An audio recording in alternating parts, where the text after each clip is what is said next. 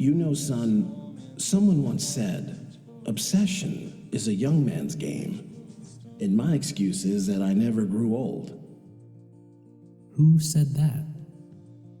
An English actor by the name of Michael Caine. Jacob, I know you are thinking about your future and this crown. I also know you were at odds with your older brother Isaac. Everyone assumes he is next in line. But right now, I am in this game. I am on the hunt. So if you or your brother will one day place this crown on your head, remember one thing. Many others have this obsession, and they want this just as badly. And they see you as an obstacle. I want to learn from you, Father. Show me.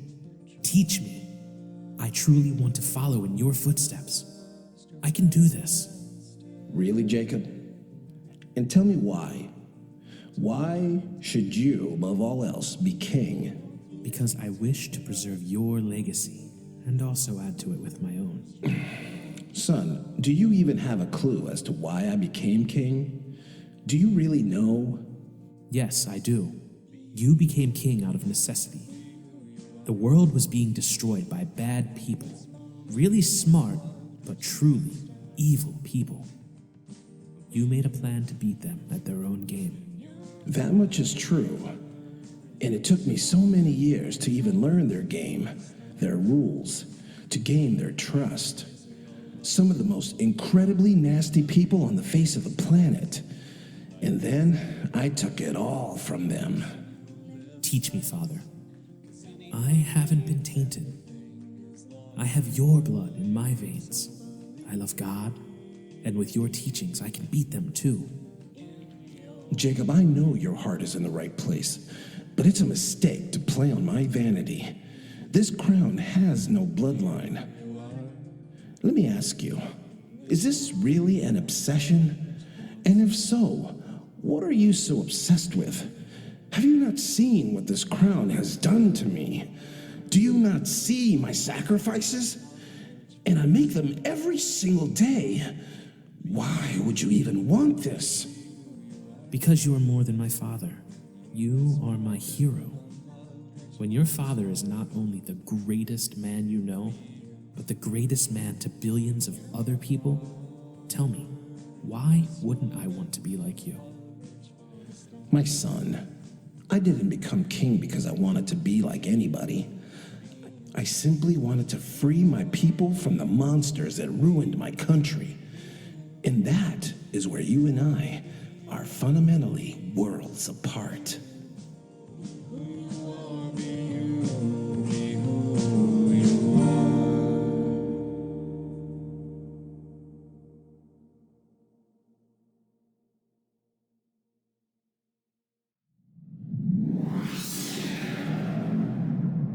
New Kingdom Radio Theater. Do you like coffee?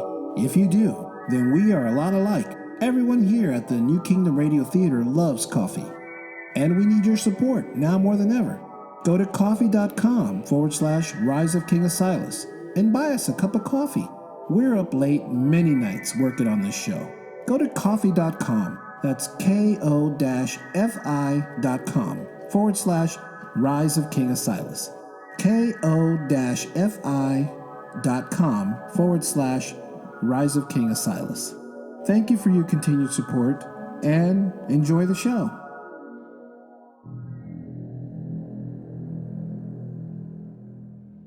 One of the advantages King Asilas always had was the element of surprise.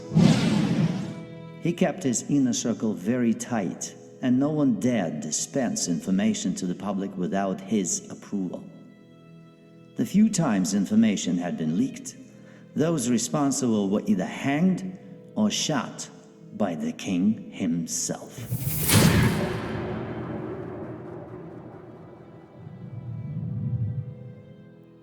Only the most loyal and serious-minded professionals could work with those in or around the king's inner circle.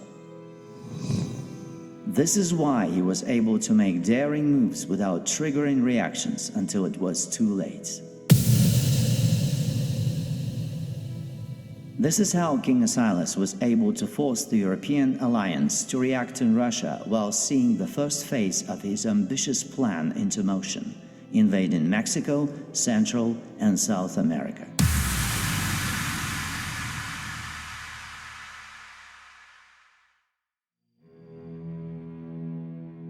Your Majesty, we've completed another round of tests on lifting the fog on test groups.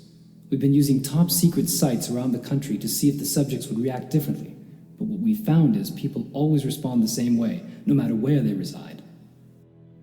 And how exactly do they respond? Well, perhaps Lord Roberts is better qualified to explain their responses from a medical perspective, because from my view, they generally become animals. Your Majesty, what my team and Lord Oreb's team have discovered is when people wake from this fog, a pattern of reactions occur.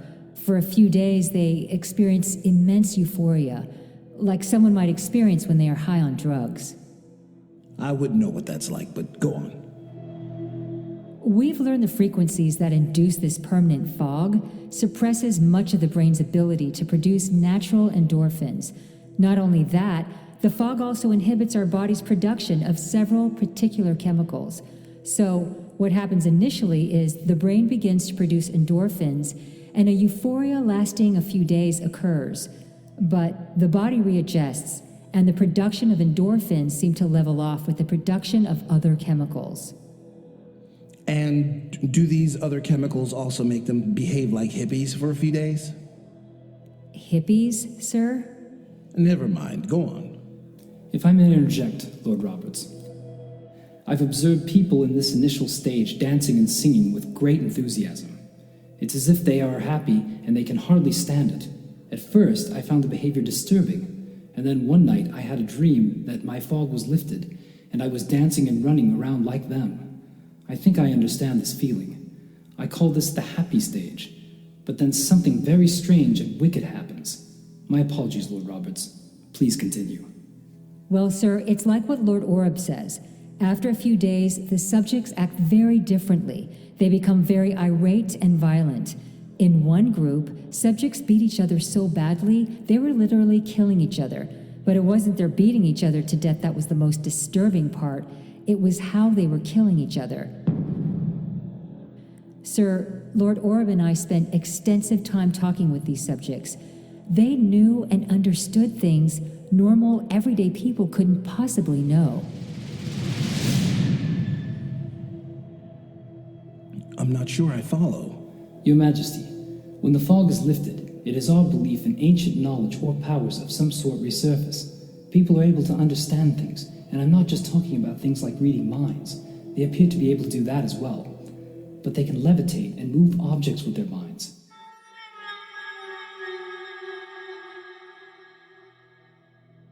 Sir, we've observed them lifting large, heavy objects like they were tossing paper plates. And some of them even developed the ability to communicate telepathically. When I got close to some of them, I could hear their voices in my head.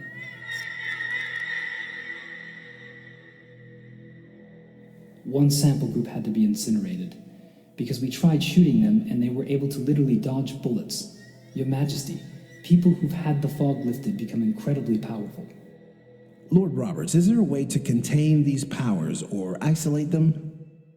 Sir, once we removed the subjects from their containment and placed them in the fog again, they lose all their abilities.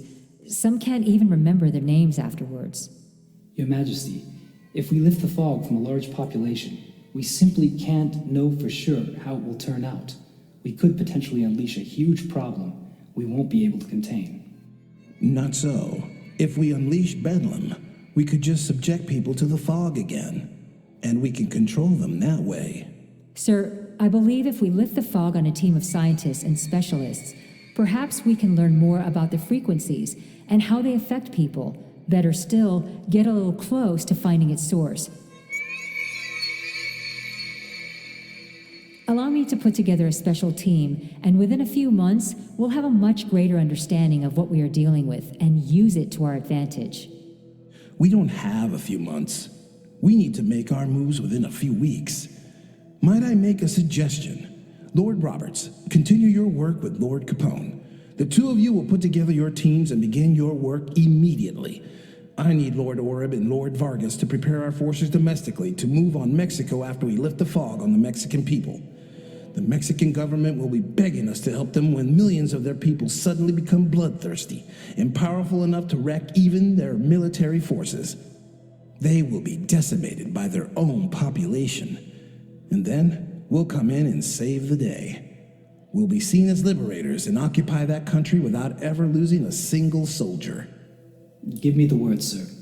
I'll ready my teams at a moment's notice. Lord Oreb, commence Operation American Spartan and begin immediate preparations for the Spartan missions in the Western Hemisphere. Both of you go back to your posts. Use your High Council communication interfaces to receive your final orders within the hour. Dismissed.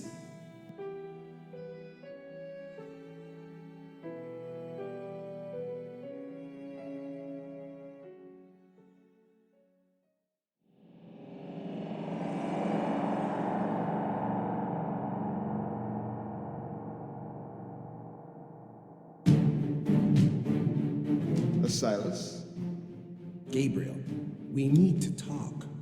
you are too forward with Seraph. It's important, of the highest urgency.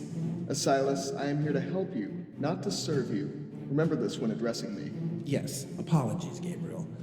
I forget my place. Much better. Now, what do you need, King? It's urgent. Come to me. Again, Asilas, I do not. I can't talk about it over the phone. Anyone could be listening. This connection is encrypted with a blessing by the Lord himself. No mortal can hear us. It isn't mortals I'm worried about. Ah, so this deals with Satan himself. And it's gone mad. Worry not even the Prince of Principalities could intercept this. I don't care, Gabriel. I need to talk to you face to face about this. Asilas. Gabriel, I demand your presence immediately. You are too forward, Asilas. You will address me with meekness, or you will not address me at all. You will grace me with your presence, or I will cut off your access to anyone in my kingdom. Do not toy with my patience, King, and do not test my will. You are a messenger of God and nothing more. I know God is on my side. Convene with God and tell me what he thinks you should do, O Holy One. Expect me.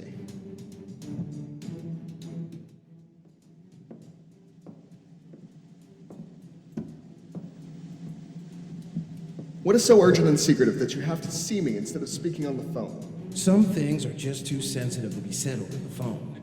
Besides, body language and human frequency emissions can sometimes tell you more than words can. There's no need to be cryptic, Asilas. Say what you must say. I've given you full access to all of my country's most advanced technologies and even our top scientists. Your unrestricted access would be a grave and troublesome mistake for any other leader, but it is not my place to question the messenger of God. I am sensing great doubt in you, King. It's time I ask you for something, Gabriel. We've developed something called the poison filter. Surely you are aware of it. But it has been modified, and now we can use it to block cloaked frequencies that have been inhibiting the full capacity of the human brain, especially putting all of mankind in a fogged state, unable to reach our fullest capabilities. I admit I am aware of this. What is its source, Gabriel? Tell me this. Asilas, I admire your acumen. You are certainly unlike most human beings. In another time, we could have been close friends, perhaps even rivals.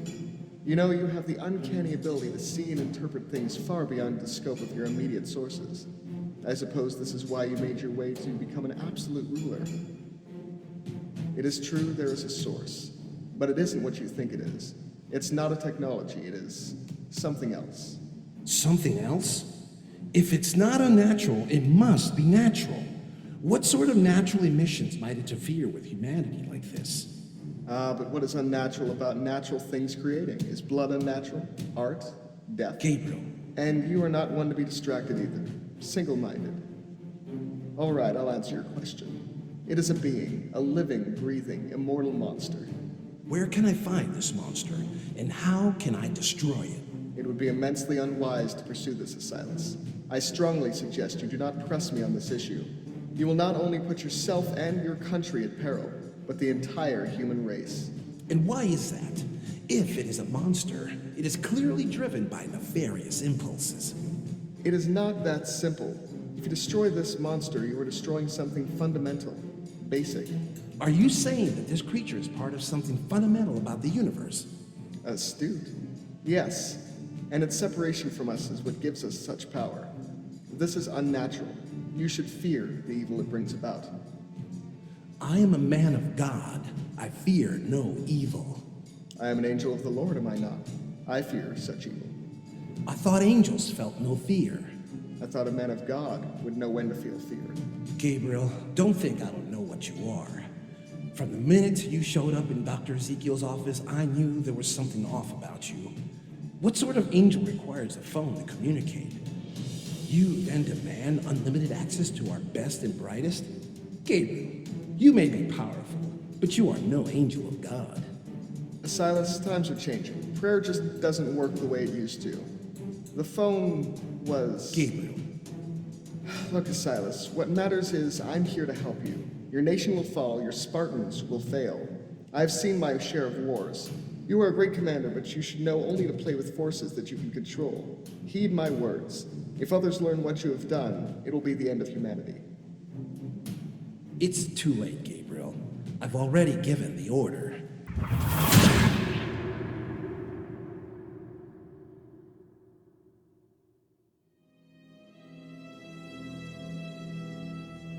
Lord Oreb and Lord Vargas were given their orders to prepare America for an invasion of Mexico using an untried weapon, a modified poison filter. But King Asilas was a master of misdirection. The moment his enemies became fixated with one arm of his power, they were forced to react to a different strategy. And just when the monster group thought they had him cornered, they learned they were merely playing into his hand and found themselves trapped in another one of Asilas' mazes.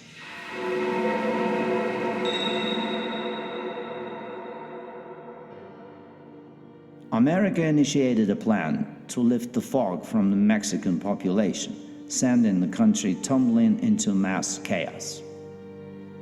This utterly shocked the entire world. For in the end, it was the Mexican people that revolted against the police, the drug cartels, and even their own government. And just as Asilas predicted, the Mexican president called on America to save them from complete collapse. But once American troops arrived, Asilas made sure the Mexican president and most of the government officials were dragged into the streets by the angry mobs and murdered in the most sensational ways imaginable. The people levitated all of the government officials hundreds of feet in the air and made them drop to their deaths.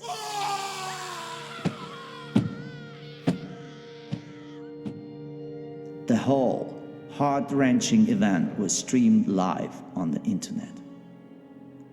Asilas had Lord Oreb strategically stop the poison filter, and people returned to normal, finding themselves occupied and now a part of the new kingdom of America.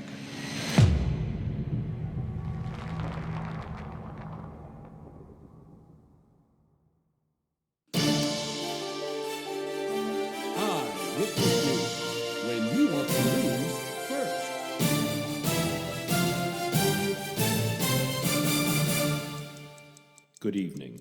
The world is in shock this evening at the announcement that Mexico is being occupied by the new Kingdom of America. King Asilas and members of the High Council have released a statement which reads, and I quote, "Mexico is no longer a sovereign nation. It is now a part of the new Kingdom of America and will likely become our 53rd state. Mexico's president and all government officials, including members of the Senate and Chamber of Deputies, have all been murdered in the streets by angry mobs prior to American forces arriving at the capital. It was an unfortunate chain of events that took place in which the people of Mexico rose up against a corrupt government and literally destroyed it. The new Kingdom of America, under the leadership of King Asilas, is now the system under which the Mexican people shall be governed from this day forth." Lord Alberto Vargas has been appointed by the king to oversee the establishment of a new governmental infrastructure in Mexico and has added a title to Lord Vargas, Governor of Mexico. Many Mexican Americans across the kingdom have expressed great enthusiasm at the liberation of Mexico as countless families are being reunited. And plans are also underway to tear down the thousands of miles of a massive wall erected during the time of the United States. And King Asilas himself has said he will be among the many workers on the first day that deconstruction of the wall takes place. King Asilas says he welcomes all Mexicans with open arms into his kingdom and plans to address the Mexican people in an official ceremony, but no date has been set. But there are still many unanswered questions surrounding the sudden and sensational end to the Mexican power structure. The Canadian Prime Minister has denounced the occupation of Mexico in a statement saying, and I quote, "America should be helping the Mexican nation by rebuilding its government structure and allowing the Mexican people to govern themselves." But King Asilas fired back at the Prime Minister in a statement saying, quote, "Mexico is overrun by corruption, drug lords, crooked law enforcement, and military. America did not destroy the Mexican government. They were absolutely self-serving, and the great people of Mexico rose up against them. America liberated the Mexican people from a sick and disgusting government. Under this king, Mexicans will no longer be held hostage by the drug cartels or corrupt police. Mexicans are now Americans," end quote. America's occupation of Mexico has sent shockwaves around the world. Even as American forces quietly move further into Russian territory, it is apparent something big is happening and is having quite an impact on world politics.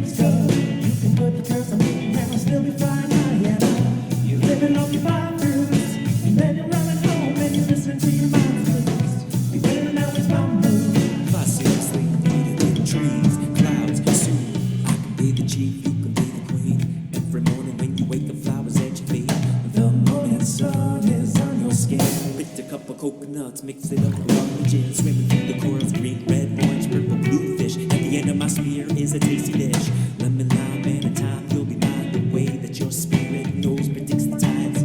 You always say you love to see the dolphins. You say that one of us together as the world spins. A large fire, a small meal. The rest of the night is ours, no matter how the time goes. Walk the beach and howl at the moon. Can't wait for tomorrow to do the same thing with you. I tuck you in and we go to sleep. Living on my hunter and gathering dreams. Looking on the people, looking down on me, and I'm looking from the sky. And seems the way that things go.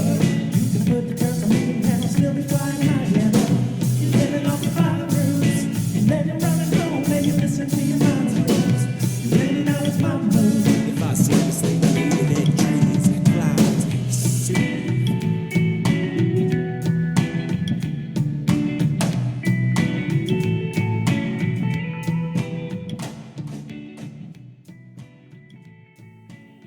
Abigail, I'm really glad you decided to come out camping with me. I came out here because you said we'd be hanging out with your friends from Cocker City. I don't see any lake out here. Look, why don't you just relax? I found us some nice shade, and we can just hang out here and talk. I've got a lot I want to tell you. You want to talk? Talk about what exactly? About what we've been through together, our training, my feelings for you. Your feelings? Look, I think you have the wrong idea, Nabal. We talked about your feelings before, and I told you we can do this. Why not? Why can't we have feelings? Because we're Spartans now? Because we're human machines, human weapons for the king? Look, we can fight for the king. We'll go into battle. We will. We'll do what we have to do. But why can't you and I do something? Something that's just you and I. It will be our secret. And no one will have to know but us. We will be something together, and that will give us more strength when we go into battle. Nabal, please step back. You're getting too close to me and I am not comfortable with this. Where are your friends? Are they coming? Or was this just a lie to get me along out here? Don't resist, Abigail. I want you to be mine. I want to make you mine. No, I don't belong to anyone. The king is not here to stop us, Abigail. He can't come between us right now. Nabal, no! Stop!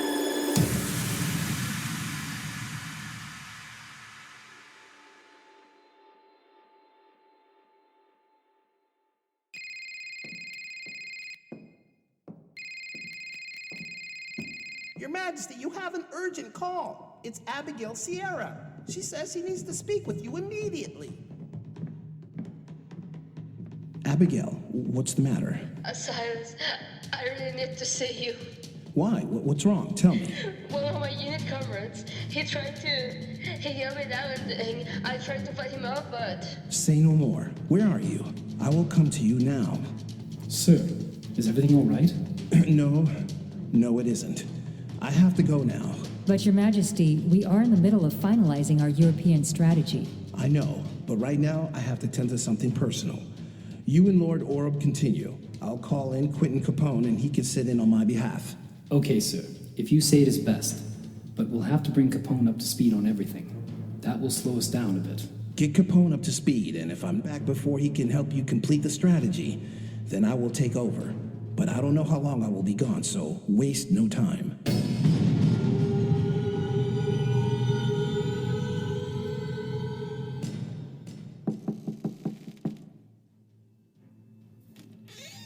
Abigail, the doctor said you suffered some minor bruises, but otherwise are fine. Tell me who did this to you. One of the Spartans in my unit, Nabal. Nabal? Did he... No, he didn't. He tried to. He underestimated my strength. You fought him off of you?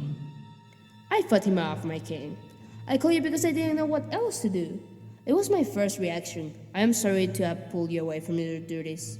No, Abigail. I'm sorry this happened to you. I'm going to see this Nabal right now.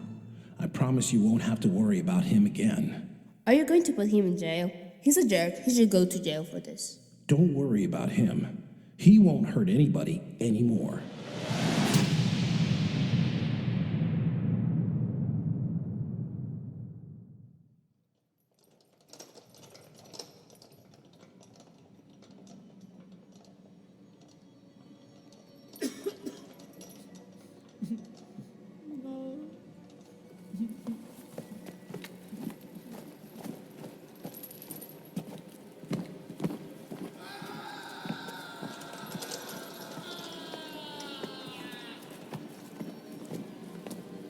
So, you thought you would get away with trying to rape Abigail? Rape? I didn't try to rape Abigail, Your Majesty. She wanted me to do what I did. She wanted you to beat her up? Are you insane or stupid? King Asilas, Abigail and I did a role play. We went to the lake by Calker City because she asked me to take her there. The whole time, I was supposed to pretend that I was trying to convince her to sleep with me, but we were never going to actually do it. I swear. You expect me to believe that crackpot story? It's true, sir. I admit I did get a little rough, but that was part of the plan, too. She wanted me to get rough. She wanted to see if she was strong enough to fight off a big, strong man, and she did. She beat the crap out of me. Unfortunately, Mr. Nabal, I don't believe you. Your Majesty, don't kill me. I swear this was all part of Abigail's plan. She wanted this to happen. Why? Why would she want that? I don't know. But I swear to God, she's evil or something. Please, my king. Commandment number 3, Nabal. You shall not take the name of the Lord your God in vain.